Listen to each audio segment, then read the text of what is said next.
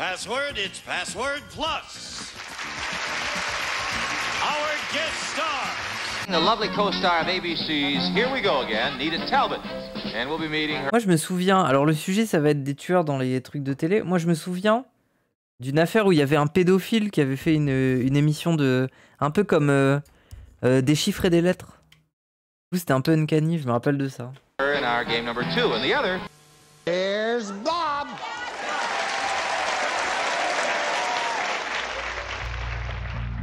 Les jeux télévisés sont un véritable Nagui. emblème du petit écran. Nous avons tous, à un moment donné, regardé des émissions telles que La Roue de la Fortune, Interville, Le Juste Prix, Attention... Interville. Les gens Interville. Mais pourquoi ça existe plus? Pourquoi ça existe plus? Pourquoi ils ont gardé genre Fort Boyard alors que Fort Boyard c'est bien, mais on s'emmerde un peu des fois dans Fort Boyard alors que Interville. Interville les gens, mais c'était trop, enfin j'ai presque envie de regarder. Interville c'était incroyable. Mais quand j'étais gamin, je pétais mon crâne, j'étais en mode mais c'est une dinguerie. Il y a plein de monde dans un stade, ils font des épreuves de fou. J'ai jamais aimé. Waouh. à la marche ou encore déchiffrer des lettres. Mais est-ce que l'on s'est demandé... Interville sans vachette, c'est nul. Ah, c'est pour ça que ça a été interdit. C'est parce qu'ils avaient plus le droit d'utiliser des vachettes, non? Les maires payaient pour gagner. Bah non, c'est pas possible de truquer l'épreuve de fin et tout, là. au moins une seule fois qui sont réellement les participants. La plupart du temps, il s'agit... Après, il y a quand même Ninja Warrior aujourd'hui. C'est vrai que ça ressemble un peu. De personnes totalement lambda et sans passif douteux, puisque pour être sélectionnés, leur profil est analysé. Mais dans certains cas, des criminels parviennent à passer entre les mailles du filet et à participer à des émissions comme si... Ça a été truqué par le Puy du Fou. Oh là là, vous êtes en train de me briser mon enfance. Laissez-moi croire que Interville, c'était vraiment incroyable. C'était la compétition et tout. Il y a un animateur qui a triché une fois. Ah. A été grillé pour avoir donné la réponse 3 du doigt. C'est connu. Oh là là, oui bon. Vous voulez pas me... Trainlife niveau 5 là pour être heureuse? Mon enfance, voilà. Rien n'était. Et c'est exactement ce que nous allons voir aujourd'hui.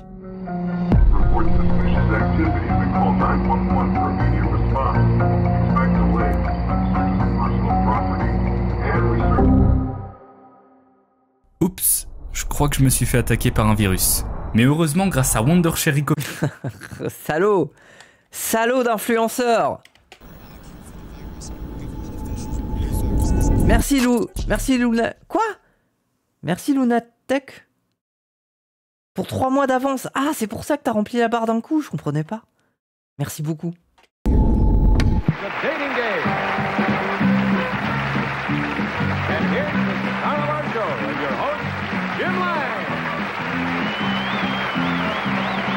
The Dating Game, c'est un jeu pour Ilias. En 1965, un jeu télévisé est créé. The Dating Game. L'objectif de celui-ci est de mettre en compétition 3 prétendants cachés à la vue d'une femme célibataire. Celle-ci pose diverses questions et l'homme qui s'avère être le plus convaincant décroche un rendez-vous galant. The Dating Game se veut être une émission bon enfant et crée au fil des années sa petite réputation, allant jusqu'à inviter des célébrités comme Arnold Schwarzenegger. Oh. Waouh, il est tellement stock. C'est incroyable, on dirait qu'il est en 3D. On dirait qu'il est modélisé en 3D.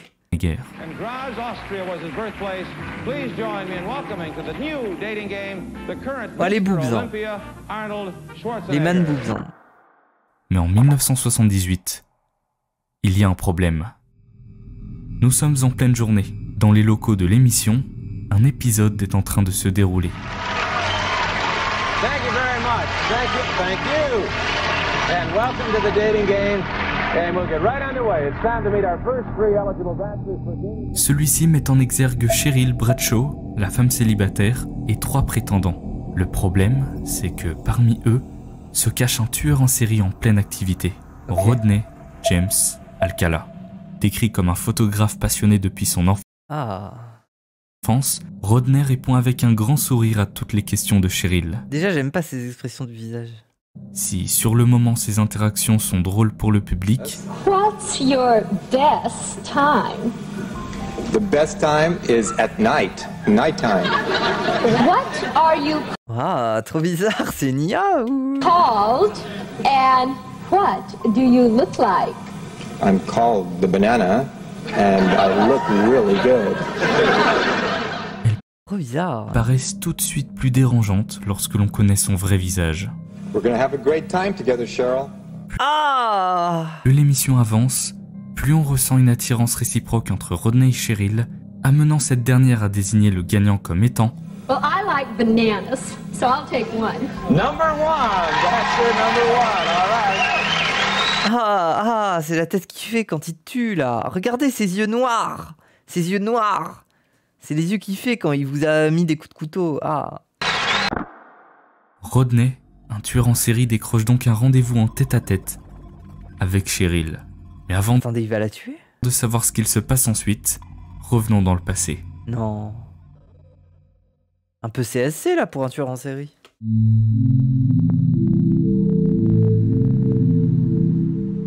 Dans les rues animées de Los Angeles, en pleine journée, une petite fille du nom de Tali Shapiro marche sur le trottoir. Elle est sur le chemin de l'école.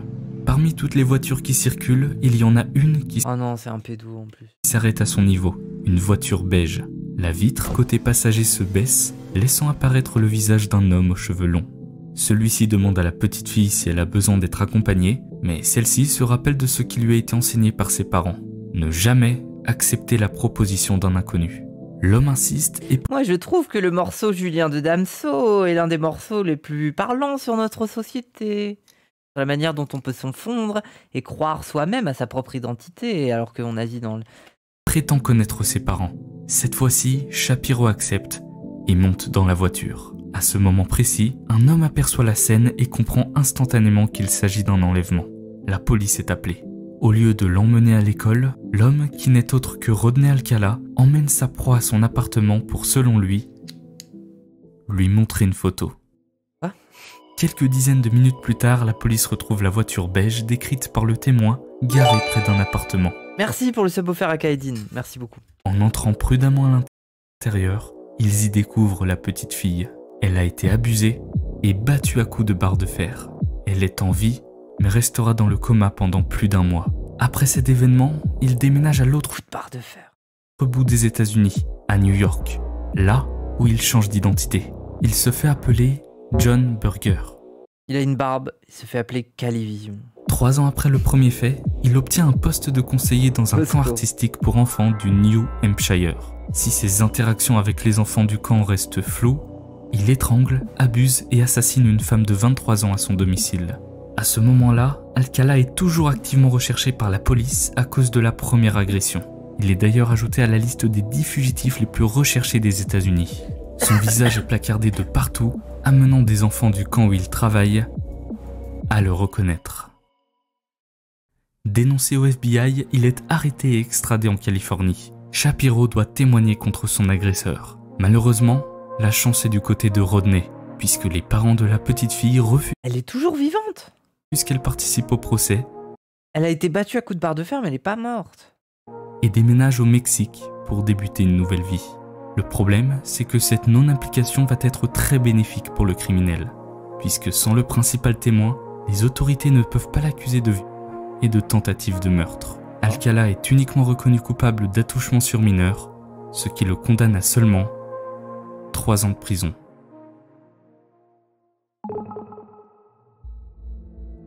Alcala est libre. Coma pendant 1 mois.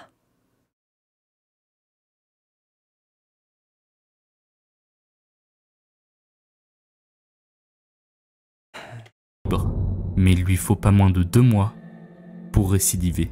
Effectivement, il est de nouveau arrêté pour avoir cette fois-ci agressé une jeune fille de 13 ans en la forçant à fumer de la marijuana avec lui. Il est cette fois-ci condamné à 2 ans de prison. Si les années précédentes étaient déjà sujettes à des activités morbides de la part de Rodney, le pire reste à venir. Robin Christine Samso, une fillette de 12 ans, est retrouvée morte à proximité de Collin, à Los Angeles. Elle a été battue, abusée et poignardée avec un couteau. 12 jours auparavant, c'était la dernière fois où elle a été aperçue. Celui qui se cache derrière cet acte morbide est bien évidemment Alcala. Mais ça, personne ne le sait pour le moment. Comment tu peux faire ça à un enfant? Je suis naïf de poser la question, mais... Durant cette période, Rodney Quelle vision du monde ça suppose? Faire ça à un être aussi fragile et naïf et un enfant. Genre tu plantes un couteau dans ça, quoi. Dans ce truc qui va te regarder avec des yeux qui comprennent pas. participe et remporte la fameuse émission The Dating Game Show. Après sa victoire, la participante Cheryl Bradshaw annule in extremis le rendez-vous. Effectivement, avec du recul, elle commence à le trouver étrange dans sa manière de se comporter. Qui sait ce qui aurait pu lui arriver si elle avait accepté le rendez-vous? En parallèle, les autorités enquêtent et finissent par mettre la main sur un casier loué par le criminel. À l'intérieur se trouve une boucle d'oreille appartenant à Samso. C'est la preuve qu'il manquait pour lier Rodney au meurtre de la fillette. Il est donc arrêté et mis entre les mains de la justice. En mai 1980, il est reconnu coupable de meurtre et est condamné à la peine de mort. Ah, super. Hein. Mais notre histoire ne s'arrête pas là. Quoi? Le verdict est annulé par la Cour suprême de Californie en raison de vices de procédure. En 1986, un autre procès similaire a lieu. L'issue est la même. Alcala est condamné à la peine de mort. Mais encore une fois, quelques mois plus tard, ce verdict est annulé. Et ce schéma se répétera encore et encore. Son avocat lui permet d'éviter la sanction ultime à chaque procès. Rodney Alcala passe donc le restant de ses jours en prison et décède le 24 juillet 2021, à l'âge de 77 ans. Sauf que je ne vous ai pas tout dit. Les États-Unis, c'est 2 ans de prison ou peine de mort. Non, il y a aussi les peines où les gens ils prennent 400 années de prison. On dirait ils jugent des personnes de One Piece. Genre des êtres surnaturels qui peuvent vivre plusieurs siècles. Des fois, je comprends pas les États-Unis. C'est pas réaliste en fait. Retour en 2004. Il est déjà en prison depuis 25 ans, mais de nouveaux meurtres jusqu'alors non résolus lui sont maintenant attribués. Jill Terry Barcombe, une étudiante de 18 ans, est retrouvée morte sur un chemin de terre près de Mulholland Drive à Los Angeles. La victime est retrouvée dans une position genou contre poitrine. Celui qui a partagé le Wikileaks a eu 130 ans de prison. Ça y est, il a été condamné. Merde, comment il s'appelle? Merde. Il a été condamné à 130 ans de prison. Et nu de la taille Ouais, Julian Assange. au pied. Il y avait des signes d'agression sexuelle et elle avait été étranglée avec une paire de liens bleus et battue. Georgia Marie Wixt, une infirmière de 27 ans, est retrouvée morte dans son appartement à Malibu. Des signes d'effraction ont été détectés par les enquêteurs. Wixt est retrouvée nue sur le sol de sa chambre, étranglée avec ses bas de nylon. Elle avait été agressée et son crâne avait été fracassé. Charlotte Leland, une secrétaire juridique de 31 ans, est retrouvée morte dans la buanderie de son appartement à El Segundo. Elle a été agressée, battue et étranglée avec un lacet. Monique Hoyt, une adolescente de 15 ans, Alcala l'a pris en autostop, l'a amenée à son appartement où il l'a abusée. Ils ont ensuite pris la route pour se rendre dans une zone montagneuse. Alcala la prenait en photo pendant qu'il l'agressait, mais par chance, elle avait réussi à s'enfuir et à se rendre de justesse dans une station-service. Quel cauchemar. Jill Marie Parento, une opératrice de 21 ans, est retrouvée morte dans son appartement. Elle était nue dans sa salle de bain, agressée, battue et étranglée. À présent, Rodney Alcala est tenu responsable d'une multitude de meurtres, mais le nombre de victimes pourrait être beaucoup plus élevé. Dans le casier retrouvé en 1979, il n'y avait pas qu'une boucle d'oreille, mais également plus d'1 millier de clichés représentant des femmes et des enfants.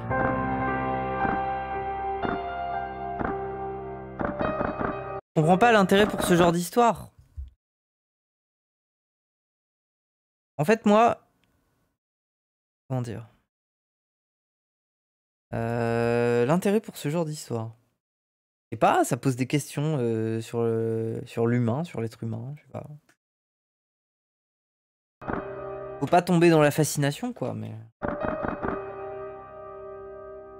Toutes ces personnes avaient en réalité devant elles un véritable monstre. Mais ça, elles ne le savaient pas. Du moins, elles ne le savaient pas encore. En 2010, soit 31 ans après la découverte du casier, La police se décide enfin à faire un appel à l'identification en publiant une proportion de la totalité des photos. Une petite centaine, car les 900 autres seraient trop choquantes pour être dévoilées. Dès les premières semaines, 21 femmes s'identifient et 6 familles se manifestent assurant reconnaître leurs êtres chers qui avaient disparu il y a des années et qui n'ont jamais été retrouvés. Ça, c'est des photos que le mec a pris. Mais oui, il était photographe. C'est comme ça qu'il arrivait à ses fins. Méfiez-vous de Papsa, non? Nous avons par exemple le cas d'Ellen Jane Over, Quel qui a disparu après avoir été vue pour la dernière fois en la compagnie d'un photographe nommé John Burger. Ou encore Christine Ruth Thornton. Elle aussi fait partie des femmes apparaissant sur les photos. En 2013, la sœur de Christine la reconnaît et un lien est établi avec un cadavre retrouvé dans les années 80 à proximité de l'endroit où cette photo a été prise. Elle avait 28 ans et était enceinte de 6 mois. Énormément d'autres cas restent non élucidés, mais dont les accusations contre Rodney sont très sérieuses. Selon les enquêtes, plus de 130 meurtres pourraient lui être attribués. Rodney James Alcala était donc un tueur en série 130 meurtres qui a miraculeusement pu s'infiltrer dans un jeu télévisé à une période où il était en plein massacre et déjà connu des services de police. Les motifs derrière sa volonté d'apparaître à la télévision sont variés, mais certains voient en cela une forme de défi envers les autorités, une manière de démontrer sa supériorité.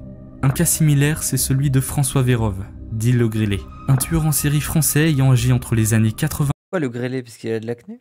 et 90 et qui est apparu sur le plateau de Tout le monde veut prendre sa place Oh waouh! En 2019. Personne ne connaît à ce moment-là la réelle identité du Grêlé, personne ne sait que l'émission accueille un des tueurs en série les plus recherchés de France. Ce n'est que 2 ans plus tard qu'il est identifié, mais celui-ci met fin à ses jours juste avant qu'il ne soit retrouvé, le 29 septembre 2021, soit 2 mois après Rodney Alcala. Comme quoi, les mauvais esprits se rencontrent.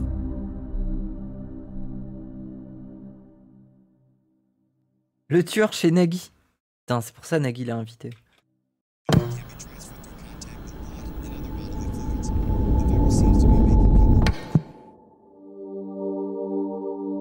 Ce jour-là se déroule une émission aux États-Unis appelée Family Feud. Son principe est relativement simple. Ça ressemble beaucoup au jeu des boîtes. 2 familles s'affrontent dans divers mini-jeux afin de gagner des prix. Alors que ce jeu télévisé voit passer plus de 5000 familles depuis sa création, une en particulier retient l'attention, la famille Blaifnik. Au cours du jeu, Steve Harvey, l'animateur, s'approche des participants pour leur poser des questions farfelues. Ah là, c'est une famille. C'est alors le tour d'un certain Tim Blaifnik. Harvey lui pose la question suivante. What's the biggest mistake you made at your wedding? Honey, I love you, but said I do. Ce qu'il est loin d'imaginer à ce moment-là, Il va tuer sa femme. c'est que cette simple réponse se retournera contre lui quelques années plus tard. Quel enfer. Nous sommes à l'intérieur d'une maison. Un silence assourdissant règne.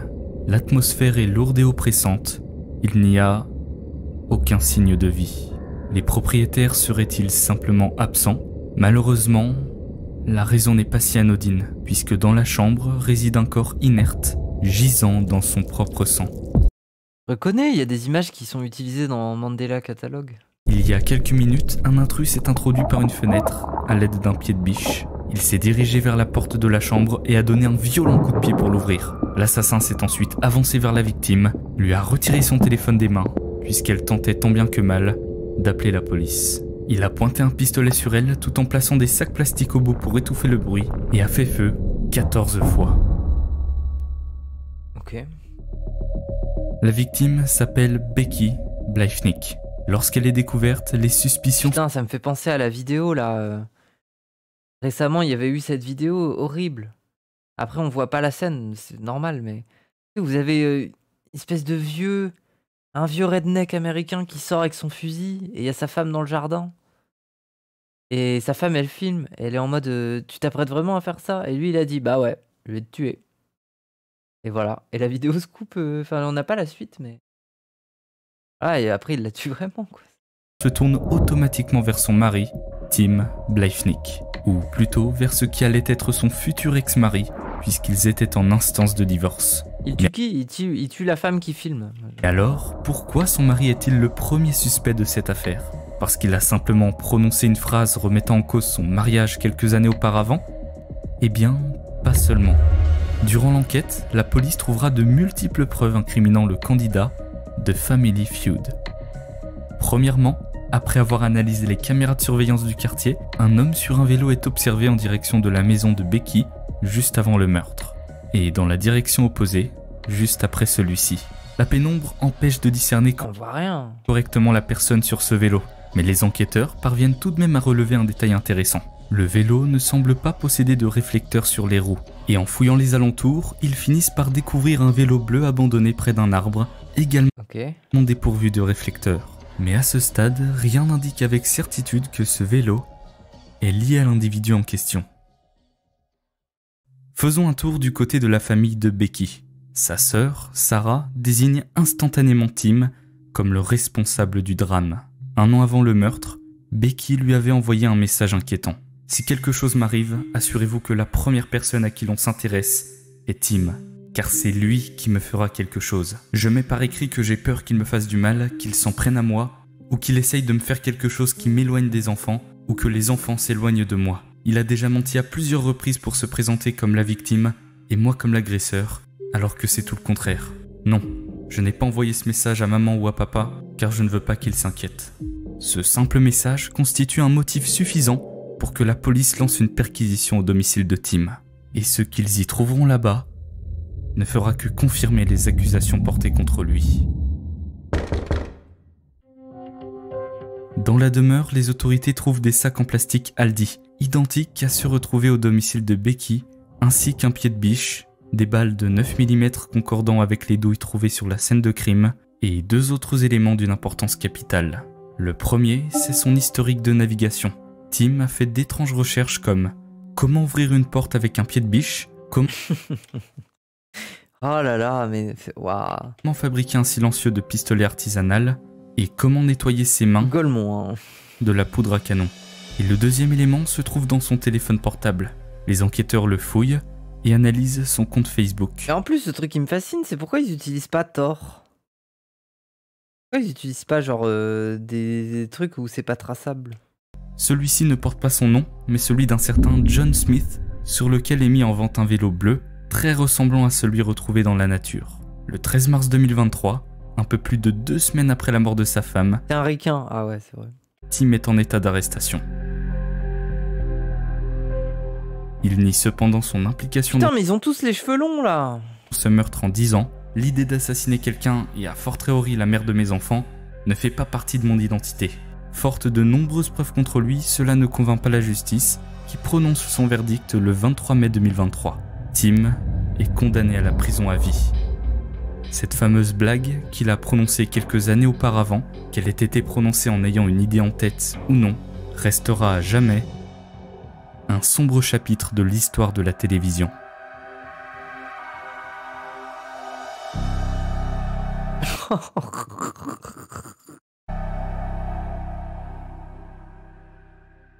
Ah bref. La tête quoi. L'ouest du Pays de Galles est l'un des endroits les plus sûrs du pays. Avec ses paysages paradisiaques, nombreux sont les vacanciers à s'y rendre. Oh, ça doit être trop bien.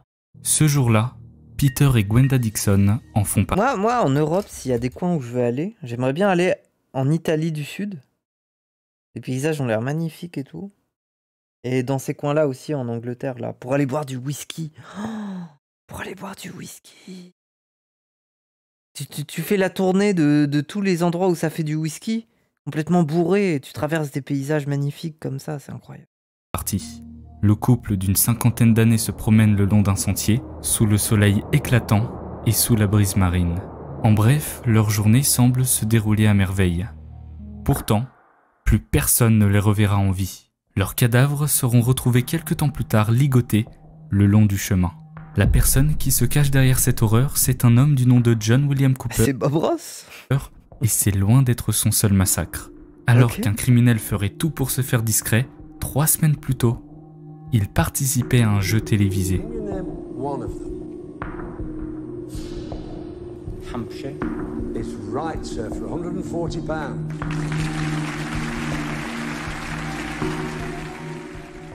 John Cooper cache adroitement sa véritable nature. Il ne laisse transparaître aucun comportement étrange et il incarne avec perfection le rôle d'un candidat divertissant. Sa présence dans ce jeu n'est pas le fruit du hasard. Non, il est là pour une raison précise, décrocher le jackpot. Et nous allons voir que ce détail n'est pas anodin, car l'argent joue un rôle central dans son parcours de tueur en série. Ok.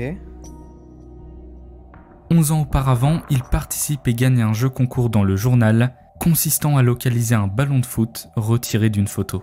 Cette victoire lui permet de mettre la main sur un beau pactole, 580 000 € et une voiture. Mais c'est trop bien, pourquoi on fait plus ça? Le jeu est trop drôle en vrai. Pourquoi on fait plus ça?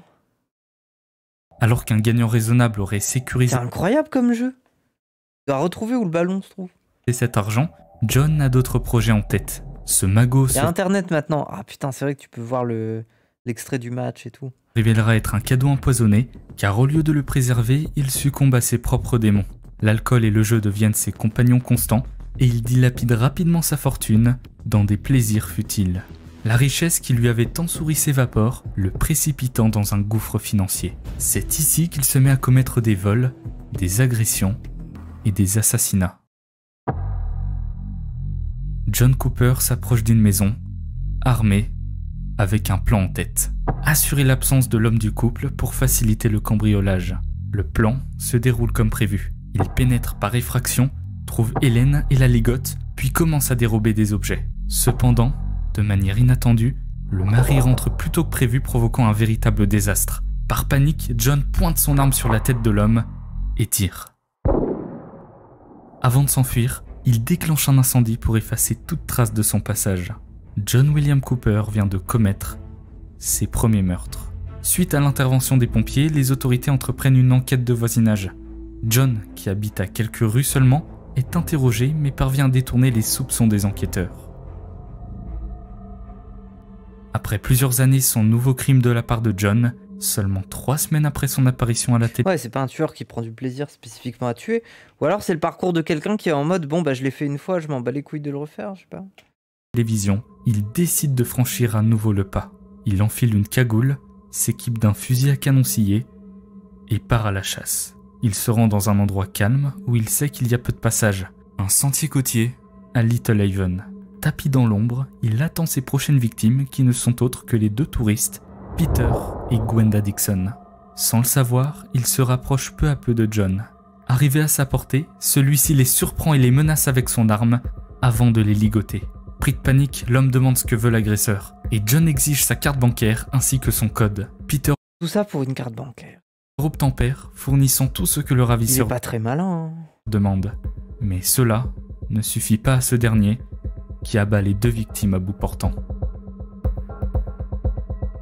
John s'enfuit avant que la police n'intervienne, laissant derrière lui aucun témoin. Une fois de plus, il échappe à la justice et n'a pas l'intention de s'arrêter là. À la nuit tombée, 5 adolescents marchent dans les champs de Mayford Haven.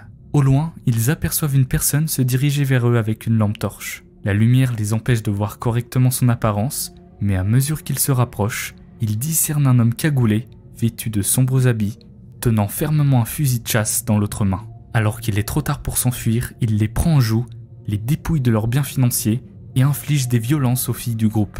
Cette fois-ci, il épargne leur vie, les laissant traumatisés par cette expérience. Encore une fois, John échappe de nouveau à la justice, mais plus pour très longtemps. Lors d'un énième cambriolage, les choses tournent mal pour John. Il est contraint de s'enfuir précipitamment, laissant derrière lui ses équipements à proximité de la maison. Cagoule, armes, gants. Pour la première fois, à la suite de cet incident, la police procède à des perquisitions dans les maisons avoisinantes, incluant celle de John Cooper. La fouille de son domicile marque le début de sa chute, car les enquêteurs y découvrent des biens provenant des différentes familles victimes de cambriolage. Cooper est arrêté. I'm not a murderer. I'm not a murderer. I am not a murderer. Au début, John nie les faits. On dirait il parle comme le mec dans le porno là. Please stop, please. No, I'm a virgin. Mais les preuves accablantes le conduisent à être condamné à I'm 14 not a ans de prison murderer. pour les cambriolages. Cependant, un point majeur subsiste. Les meurtres. En dépit de la véracité des Pardon Mouf, vous avez pas la ref. Waouh. Vous avez pas cet incroyable ref, hein.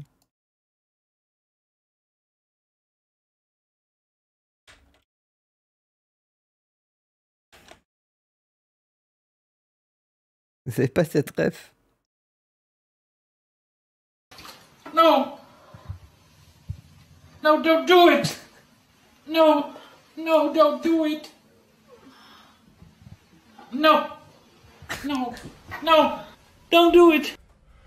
It's time to... Ah, ta gueule! Ah, les mêmes, hein, les gens. I'm a virgin! No! Cambriolage, il reste à établir un lien On est d'accord, il parle comme ça. I'm not a murderer. I'm not a murderer. I'm not! No! I am not a murderer. No, please! Au début, John nie les faits, mais les preuves accablantes le conduisent à être condamné à 14 ans de prison pour les cambriolages. Cependant, un point majeur subsiste.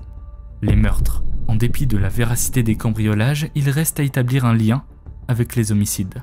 Des analyses sont alors effectuées sur le... Rape Vibe, la vidéo. Mais les gens, c'est un acteur porno, il est connu. Et justement, il y a des compilations où c'est que ce gars. Et à chaque fois qu'il parle, il est hilarant.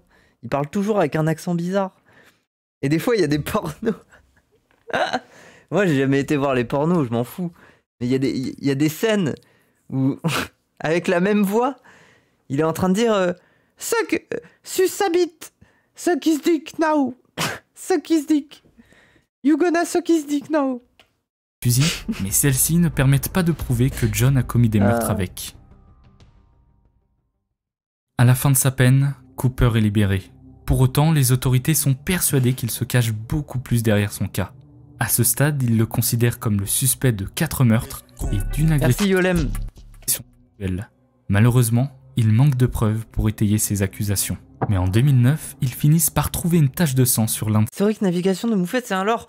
Oh là là, mais arrêtez de prendre votre réalité pour celle des autres. Bordel, c'est un truc qui était dans, je crois, Antoine Daniel, il y a de ça des années. C'est bon, les gens sont au courant en fait. Ah, fatigué. Hein. Ses vêtements. Un short. Les analyses révèlent que ce sang appartient à Peter Dixon. Mais ce n'est pas tout. De l'ADN appartenant à la fille de Peter est également trouvé, ce qui indique que ce short n'appartient pas à John, mais à Peter. En réalité, John gardait des souvenirs de ses victimes, tels des trophées. Une autre preuve accablante est trouvée sur le fusil à canon scié. En grattant la surface du canon, les scientifiques se rendent compte qu'il s'agit d'une couche de peinture non originale, sous laquelle se trouve du sang appartenant à Peter Dixon.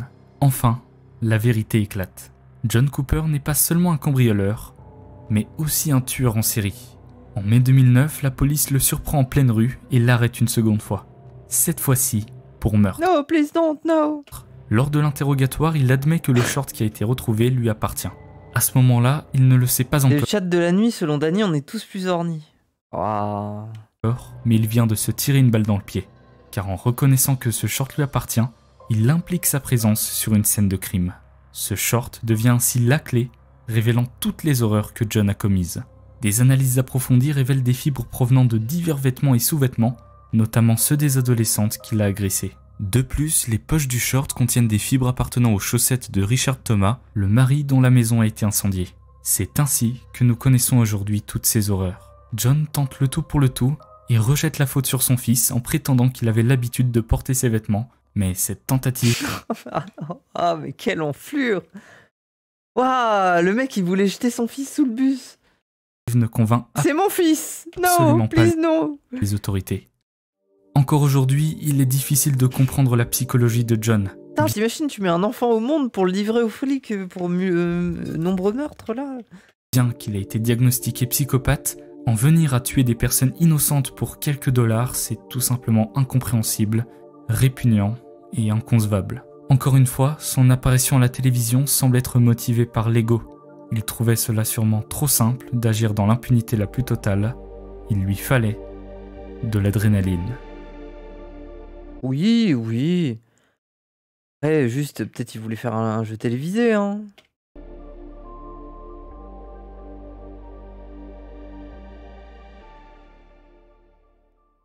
Bref. Merci d'avoir regardé cette vidéo jusqu'ici, j'espère que la qualité de celle-ci vous a plu. N'hésitez pas à vous abonner. Mais oui, toujours très bien, toujours très bien. Ah, c'est beau là, je suis à faire. Ça, c'était bien un petit vision. Moi j'aime bien ces vidéos. C'est bien raconté. J'ai pas 1000 trucs à dire sur la vidéo, mais